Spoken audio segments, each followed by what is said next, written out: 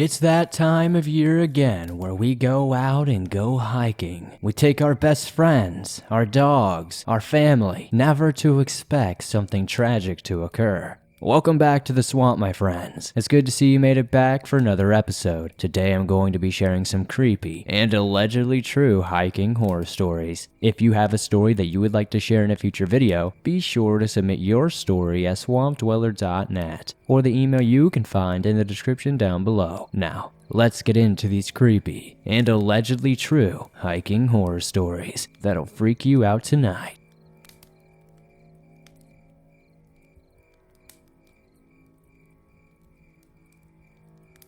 It was back in the 1980s. At the time, I was in my late 20s and I would often grab my collie, Lacey, and drive my Mustang convertible to the park not too far from our home to go hiking. Although I was a single female, I always felt safe hiking in that park. It was like my second backyard. It was a hot, Sunday morning in July. There was a slight breeze and a beautiful blue sky. It was exceedingly early, around 8:30 a.m., and the park was deserted when we pulled into the parking area. The parking lot was near the picnic area and restrooms, and it would get crowded later in the day when the families arrived for their picnics, and the fishermen would make their way out to the lake to try their luck at catching the elusive big one. The park covers 1,900 acres of land and has miles of wooded dirt trails that intersect with each other. There are a few main trails that pass by a lake and meander along a lazy river and lead to 3 hidden, breathtaking waterfalls. It is heavily forested, and in the summer, when the leaves are all on board, the trail's visibility is limited to the paths. I loved that park. I hiked it often, and knew the trails like the back of my hand,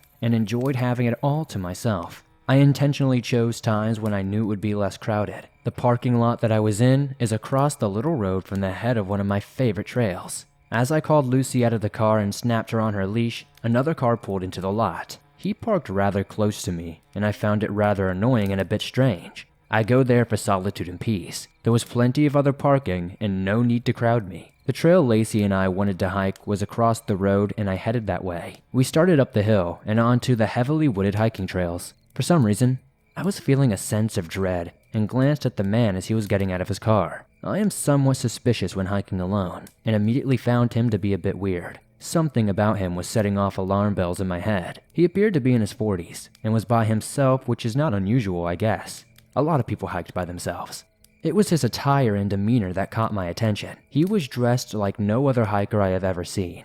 He had on dress pants and shiny black shoes like the ones my dad always wears when going to church. The clothes and shoes were a bit shabby, but still not something one wears when hiking. None of the trails in this park were paved. They were all dirt and often muddy since they crossed meandering streams, but it was his expression that stuck with me the most. He was staring intently at Lucy and me, with no expression on his face, and it was making me extremely uncomfortable. I thought to myself, who does that? And who wears dress shoes hiking? I began to feel more and more uneasy. There was just something creepy about him. Most people who hike the trails keep to themselves. Sometimes will utter a brief, "Hi, how you doing?" or a wave. This man stared intently at Lucy and me with no expression in his blank eyes. I knew somewhere deep inside of me that it would be best just to avoid him altogether. It was a little voice in my head that I had to listen to. I considered giving up hiking altogether that day, but I had been looking forward to it, and Lacey was raring to go. And maybe I was just being paranoid. So I turned back around and began walking up the main hiking trail. I decided to verge off one of the many little paths that branched off the main trail. I chose this trail as it was not marked with any signage and did not go towards the falls of the river, but winded through the dense, heavily forested wood. It was not a popular trail at all, and I figured I could avoid the man as he would probably choose one of the more popular marked trails that most hikers do. As Lacey and I walked along, I glanced around to see if I could still see him. To my dread, I realized that he had also chosen the trail that we were walking. I looked around to see if there were any other hikers out, but it was just him, myself, and Lacey. I was not concerned to the point of panic, but still somewhat freaked out. I decided it was best to continue to steer clear of him, and as soon as I was able, I took off across a different trail to avoid him. The trail I chose headed off in an entirely different direction from the way he was headed. I kept walking at a fast pace, trying to put as much distance between me and him as possible. I tried my best to enjoy the gorgeous, beautiful day, but I just could not shake my feelings of unease, and all the while, walking tried to stay diligent of the man's location. After hiking for about 5 minutes, I began to feel my sense of unease increasing. I turned back to notice the same figure again, following us in the distance, gaining on us slowly but steadily. He had taken the same intersecting trail as Lacey and I had. and was following behind us again. He did not appear to be enjoying the walk. He was not looking at the nature around him, just Lacey and me. He continued to stalk us at a quick pace, with a sense of purpose to his stride, his face emotionless, his eyes never leaving us for a second. As I glanced at him, it seemed waves of malice were emanating from him, and I was more scared than ever. By this time, Lacey was beginning to feel my anxiety. She was a beautiful dog and looked like Lassie. She was a good 65 pounds and unlike most collies did not care for strangers or anything else out of the ordinary. She was also beginning to pick up on my emotions and started to perceive this stranger as a threat. She began stopping and turning,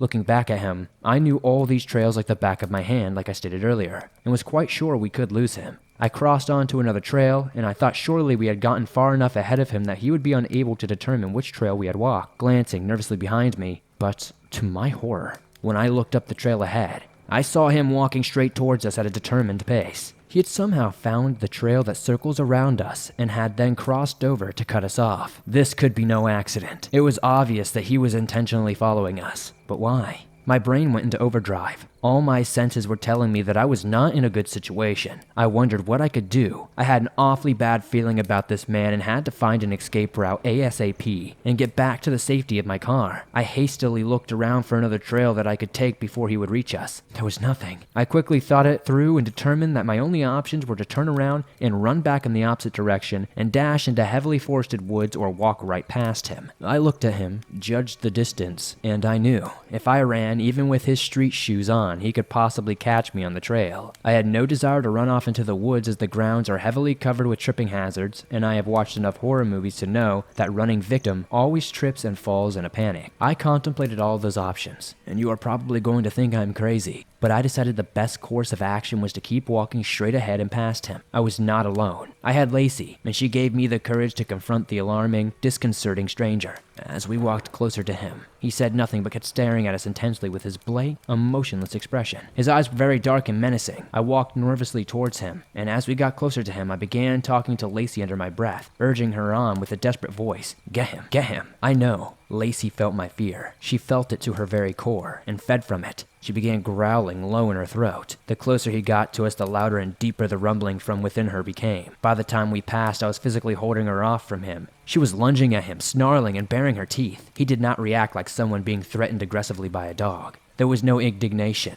no irritation. Strangely, he said nothing to me and I said nothing to him. He passed by us and gave Lacey a wide berth, no longer looking at us or showing any interest at all. I lightly said, "That's not nice, Lacey." All the while, though, I was petting her and encouraging her to growl at him. She continued to give him the Clint Eastwood stare and kept growling until he was very well past us. I kept an eye on him, making sure he did not head back our way. I was eventually relieved to see that he made his way to the trail which leads to the parking lot, got in his car and drove away. I continued my hike, heading to a different side of the park. I kept thinking about the man and wondering exactly what he had been up to. To this day, I think Lacey saved me from an unbelievably bad situation, and when we returned home that day, I made sure she got an extra special treat.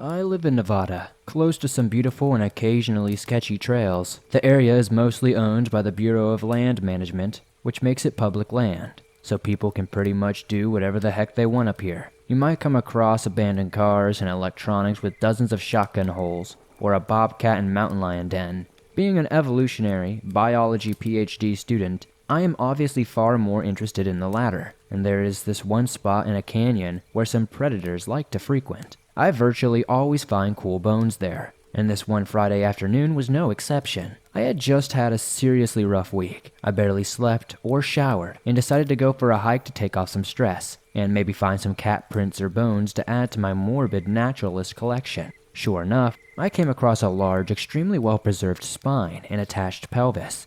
It appeared to be from a medium-sized quadruped, possibly a coyote or a small deer. Naturally, I picked it up with the intention of carrying it back to my house and asking my mammologist roommate for an ID. Perfectly normal stuff, you see.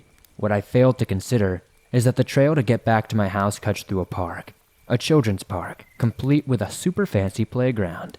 The kind I would have drooled over as a kid. So there I am, walking through this park with my mysterious spine proudly slung over my shoulder, when I make eye contact with two mothers sitting on a bench as their kids play on the structure. They look thoroughly disturbed, and I am struck by the realization of how terrifying I must look. A bedraggled 20-something-year-old emerged from a canyon, making my way toward a group of toddlers whilst wielding a large, vertebral column of unknown origins.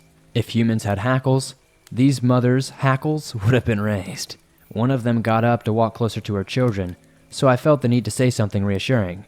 I blurted out the first thing that popped into my head, which was, "Don't worry, this isn't a human spine." Immediately after these words left my mouth, I realized that this was probably exactly what someone carrying a human spine would say. I'm an idiot sometimes. Accordingly, the mothers did not look reassured in the slightest, and some of the children were starting to notice me as well. At this point, I panicked and tried to mentally work out how to backpedal. Do I tell them about how I know it isn't a human because human pelvises look different? Then they will wonder why I'm so familiar with human pelvises. Which is because I taught anatomy and physiology, and because I'm an evolutionary biologist, so I know about the pelvic modifications that enabled humans to be bipedal. But, of course, they probably won't understand or listen to any of this because they just want the creepy spine lady to get away from their children. In the end, I said nothing else and just kept walking. The mother's eyes did not leave me one time. I even chanced a backward glance when I was at the opposite end of the park, and they were still staring at me. One of them appeared to be talking on her phone. This might not be a horror story per se, but I feel like I caused a horror story for that family.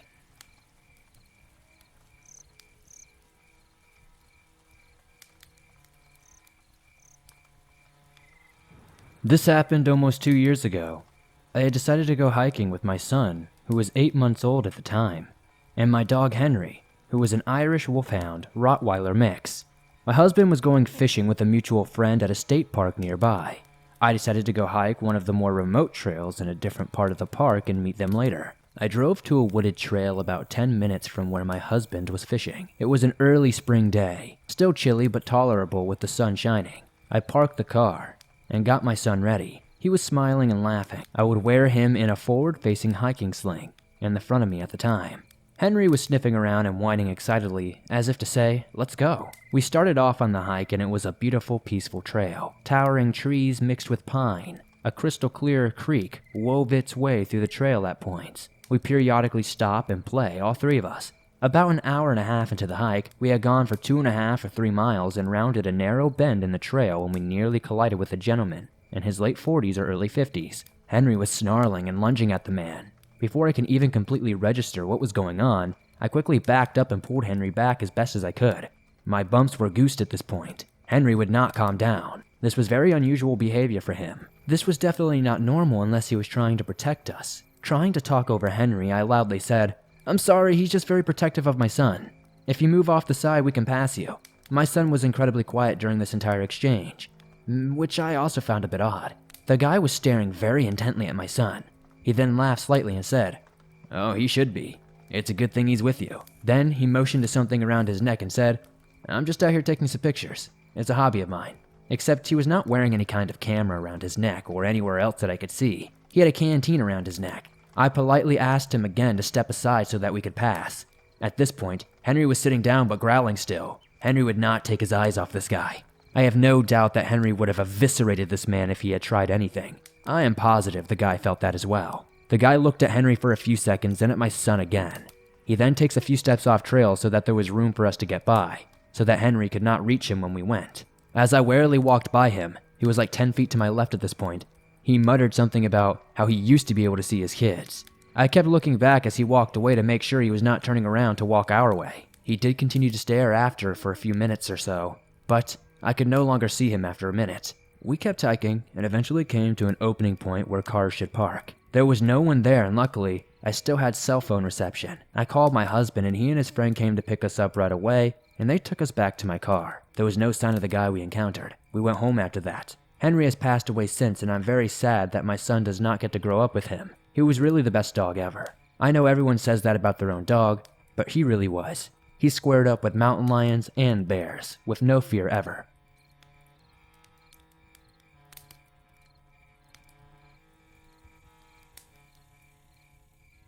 Hiking alone always used to be a great way for me to clear my head, have some alone time, and to get a workout in as well.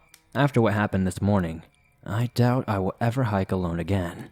It was around 6 a.m., and I was surprised that it was light, so I decided to go earlier than I had originally planned.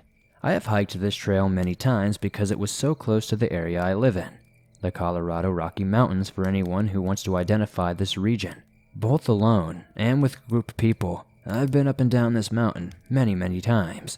I have never had an experience in this canyon, though I have heard that it is haunted, as many Native Americans are rumored to be buried all along the canyon, which is peppered with many hiking trails and beautiful drives. I set off my hiking trail, and nothing was out of the ordinary. There were only 2 people I encountered while out there. A woman who was running down the trail and a man birdwatching. I got past the main flat part of the trail, where there was a big clearing and I could see about 100 feet in every direction, and into the more heavily wooded areas with a steep hill to my left and the creek to my right. Around this time is when I started hearing someone shouting. It sounded very far off and I couldn't distinguish any words. I figured maybe someone was calling for their dog or someone else. It came and went intermittently, as if it was on the wind, but I happened to notice that the voice was saying the same thing over and over again, in a strange intonation that sounded almost like a sing-song. I was not afraid at this time. With it being light out and having seen another person on the trail, I just stopped and took a couple of pictures right off the main trail. The light was gorgeous and hitting the water and greenery beautifully, and then began walking again. Not more than 5 minutes or so later is when I heard it. The same voice I had heard earlier, except it sounded as if it were directly above me on this slope. I instantly felt a chill and began looking around for the source of the noise, but I couldn't see anyone or anything. I was close enough that even through the summer foliage, I should have been able to see this person. If it was a person, that is. I still could not make out that voice or what it was saying clearly, but it was a 2-syllable word. At this point, I wondered if it was a psycho looking for a young female hiker to murder or something, as that's often something I worry about when I hike alone. I bolted back down the way I came, practically running down the trail. I heard a crash behind me as if something landed on the tree branches and cracked them. I've spent most of my life in and around the forest. I know all the animals here. I know what deer and smaller creatures sound like. And this sounded much bigger and much clumsier, like what people sound like when they go through the undergrowth. Again, I was still thinking that I was going to have an untimely demise on my morning hike from some serial killer, and I picked up my pace, hoping to outrun whoever or whatever now seemed to be chasing me. Luckily, I didn't see anyone chasing after me, and the voice seemed to stay in the same location.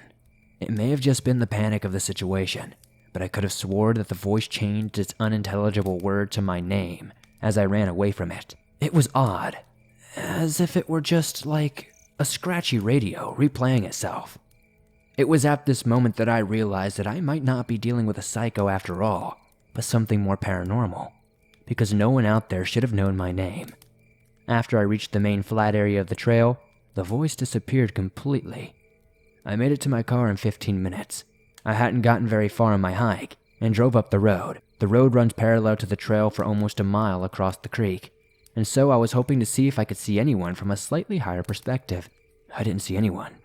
Not a single living soul. I drove to a different location to finish my hike somewhere, a lot more populated, which in hindsight also wasn't a smart move because the trail is also rumored to be haunted. Nothing else strange happened, though I was still shaken up and trying to convince myself it was someone calling for their dog. Now, I do have some theories, because as I said, the entire canyon is rumored to be haunted. It may have been a ghost of some sort, but because of the Native Americans that inhabited the area for a long time, I wondered if it may have been a Wendigo. From my scant knowledge, I know they can imitate human voices, but I'm not sure if they would know my name. I'm more than a little freaked out, especially because I hike here all the time and it's only a couple of miles from my house. Any help would be much appreciated, and thank you for sharing my story.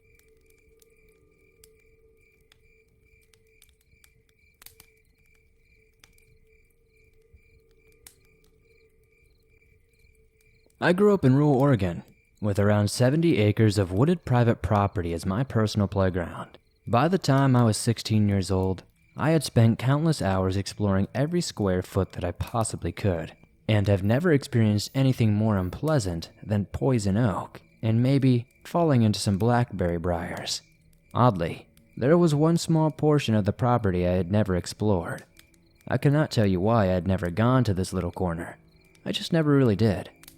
It was like an unconscious choice just to never go there. There was even an old trail and road leading back to it. One afternoon, I got the itch to turn left and follow that trail. The day was bright and warm. Nothing was sketchy or weird. However, within about 50 feet of the trailhead, I had an overwhelming need to stop right in my tracks. It was like stepping on a giant sticky mousetrap. My feet simply wouldn't carry me any further. As I stood there, every single hair on my body stood up on end, and I felt absolutely sick to my stomach with dread. I spun in place, looking in every which direction for whatever danger my whole body was telling me was there. The spot where I stood was a bit in a clearing of trees. I had 20 feet or so of total visibility in all directions, and further in some. There was nothing. Not a bird, not a bug, not even a sound. I never felt such utter terror and the desire to go full knees to chest for the hills. I made my way back to the trailhead as fast as my body would backpedal, and the second my feet left the trail, it all faded. Hairs back down, stomach settled, and zero sense of unease. It was like stepping out of a room and closing the door. For many years now, I have wondered what kind of presence I encountered. Many naysayers tried to tell me it was probably just a cougar and that it was just my sixth sense picking up on it, but I'm not buying that. It just doesn't make any sense. Then, in talking to my parents one day, who used to wander that property when they were dating a few decades ago, I found out that they had come across the remnants of an old homestead there. It had deteriorated to the point where there was nothing left, but the outline of the foundation and some old medicine bottles were left. I had a light bulb moment. It seems that maybe one of the homesteaders was still there, and I was definitely trespassing. I've had short-lived moments of temptation where I thought about going back there and seeing if I could replicate the experience. In all honesty though, whatever was out there was way too dark for me to ever want to encounter it again. It definitely seems best to be left alone.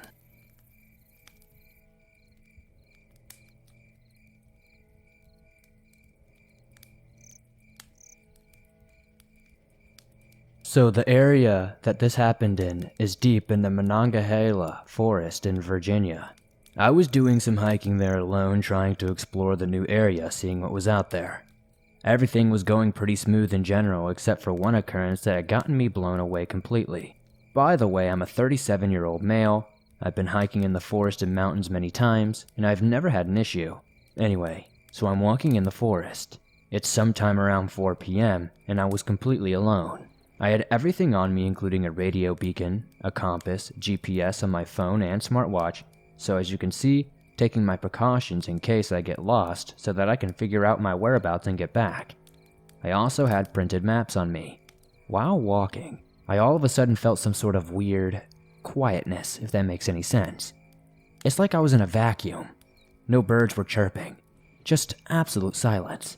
And what's weird about it is that it was absolutely so quiet that I could hear my own breathing, like it was surround sound. I'm thinking, okay, this is quite odd. But I think that maybe there's just a predator in the vicinity, so I was trying to keep my eye out for that. I did carry something to protect myself with in case I ever got attacked or something. Anyways, I just keep walking. No predator in sight, but the quietness was just there. It's weird. I did not even see any birds anymore, just trees. I also noticed that the weather started getting worse, like it became oddly cloudy in a weird way. I don't know how to explain it, but long story short, the weather got pretty bad out of nowhere. So at this point, I kind of started feeling like, I guess, uneasiness. I decided to go back. All of a sudden, my GPS is out on both my phone and smartwatch, and my compass is spinning as if there was an absolute crazy magnetic force close by or something. That got me very concerned because it was pretty much my only means of getting out of there. I started walking back the way I came. None of my navigational tools are working. I'm kind of still going back, just kind of orientating myself by the way I came. All of a sudden, I see the clouds above. They look very odd. It's like most of the clouds are this weird gray color, but they're not like clouds at all. It's more like fog. Then, there was another cloud kind of surrounded by the gray clouds, which was a darker black. I've never seen such a cloud before.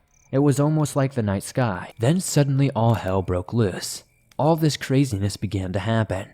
All of a sudden I hear something like music, like a town clock bell or something like that. You know how it hits every 10 seconds or so. I don't know at the time. I just got scared, like super scared. And I just started running as fast as I could back from where I came from. I was running and running, and then eventually I noticed that the weather got better out of nowhere. It was no longer cloudy, and the clouds were in fact not visible anywhere. I looked at my compass and GPS, and they were all working again. I was in fact running in the correct direction after what I had just been through. I just went back to the place where I parked and left. Later that day, I looked up weather forecasts for the area, and there wasn't supposed to be any clouds anywhere near that area. It was supposed to be a sunny day with only episodical sporadic clouds. I told my story to my buddies who are also hikers, and they say it might have just been me having some sort of panic attack. I don't know, it's a weird kind of story. But I don't remember falling or having any sort of dream or anything like that that could have caused this. If anyone has any ideas, please comment them down below.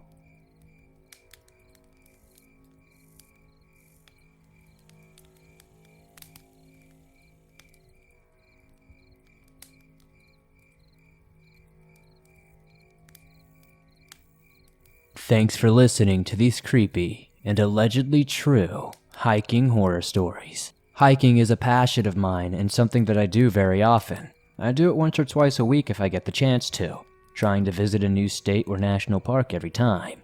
I usually even film these things, which I will be making a new series on soon. If you enjoyed these stories, please be sure to hit that like button as it helps me out a ton. The more likes this video gets, the more YouTube promotes it in the algorithm. If you're new to the swamp, why not join us? Hit that subscribe button and turn on notifications to never miss a new video, as I upload them nearly every single day on all things natural and supernatural. If you're listening to this on iTunes or another podcast platform, please be sure to give this show a 5-star rating, as it truly helps me grow over there, and it's very appreciated. If you're on the go and don't have YouTube Premium but still want to listen to your favorite Swamp Dweller scary stories no matter where you are in the world, you can download them absolutely free from iTunes, Spotify, Stitcher Radio, and just about everywhere else you download your favorite podcast. If you have a story that you would like to share in a future video, whether it's a hiking experience or something else from the great outdoors, I'd love to share it on the show. Send in your story at swampdweller.net or the email you can find in the description down below. I'd love to share your story with everyone here in the swamp. It's stories like yours that truly help keep this show going on a daily basis.